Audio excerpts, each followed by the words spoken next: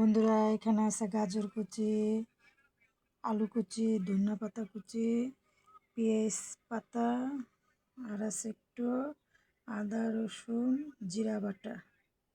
এটি দিয়ে এখন ডিম ভাজবো, চলো দেখবে।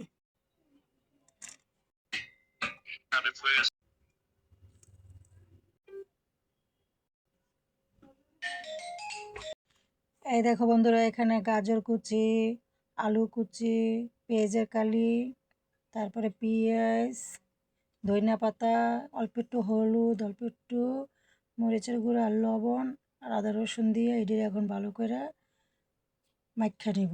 তারপরে ডিমটি দিয়ে দিব।